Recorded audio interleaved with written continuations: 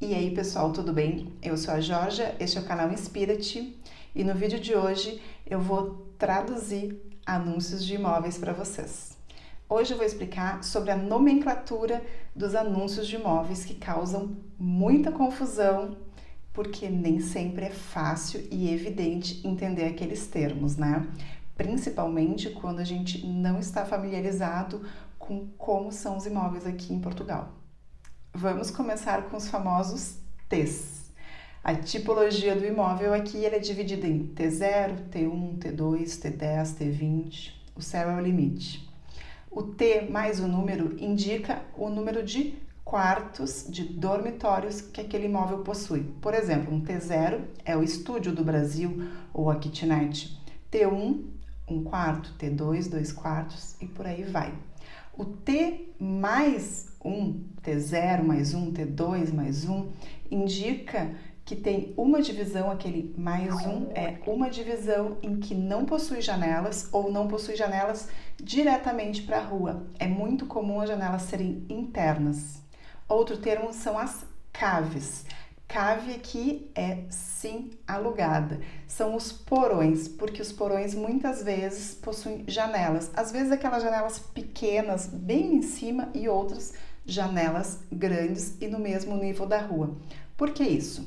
Aqui em Portugal, as divisões de um apartamento, de um prédio, começam no nível da rua com o rés do chão.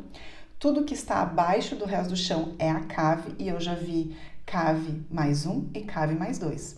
E depois começam os andares, primeiro, segundo, terceiro, por aí em diante. Então, o nível da rua é o rés do chão. Tudo que está abaixo é a cave e muitas vezes as caves têm grandes janelas, inclusive com pátio. O rés do chão também não é tão evidente. Nós temos dois tipos de rés do chão.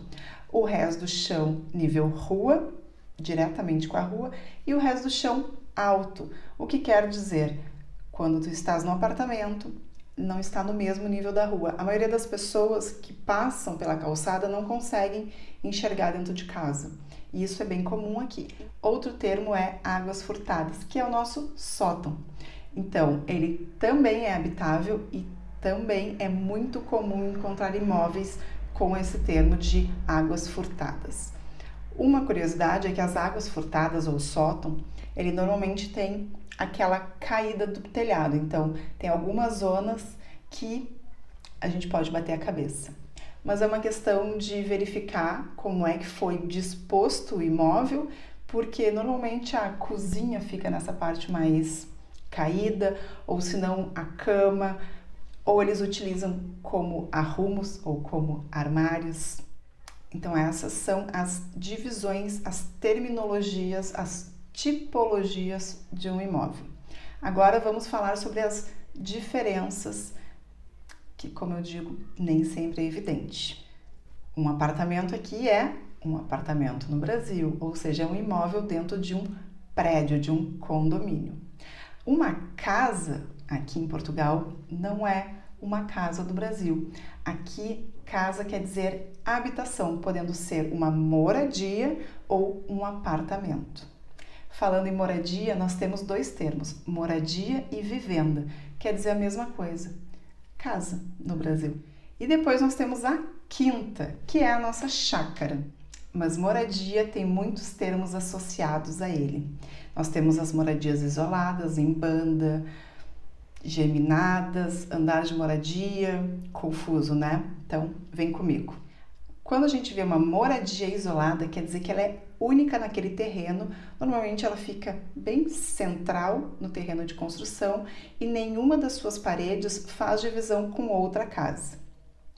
A moradia geminada, ela nada mais é do que uma casa que faz divisão de uma parede com outra.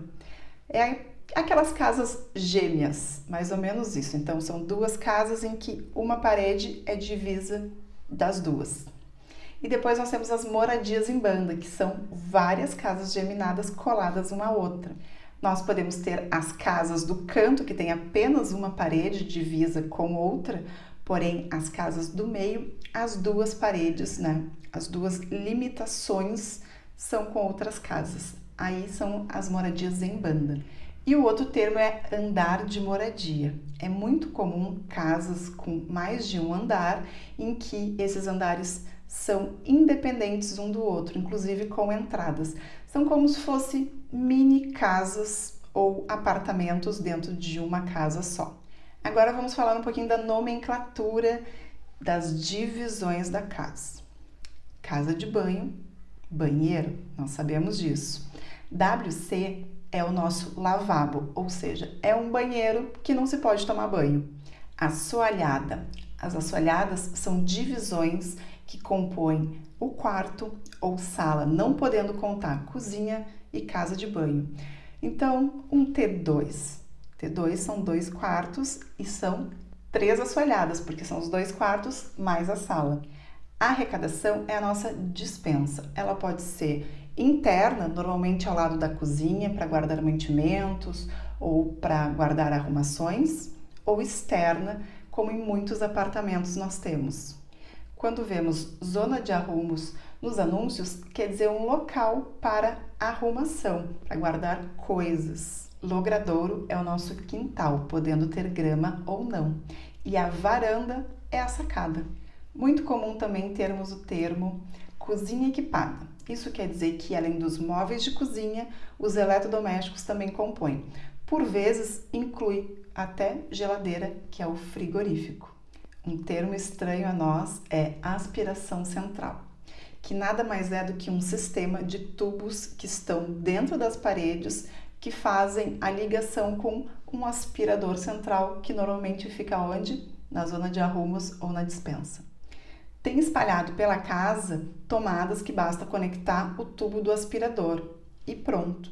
E toda a sujeira fica acumulada lá na máquina de aspiração, não sendo necessário andar com aquele aspirador pela casa. Estores são as persianas, elas podem ser elétricas ou elas podem ser manuais, aquelas de cordinha, bem comum no Brasil. E o parqueamento é o estacionamento. Nós temos box de parqueamento, que são espaços de garagem fechada, realmente com portão, então é como se fosse uma unidade, uma peça para o carro, muito comum em prédios mais novos. Ou se não, nós temos o lugar de parqueamento, que é aquela vaga de garagem sinalizada em amarelo, bem comum aí no Brasil. Como vocês viram, não tem segredo, basta entender a terminologia aqui de Portugal para os anúncios de imóveis. Agora vocês sabem as terminologias, as tipologias, as divisões do imóvel, não tem mais segredo. Eu espero que vocês tenham gostado desse vídeo e até amanhã. Tchau, tchau!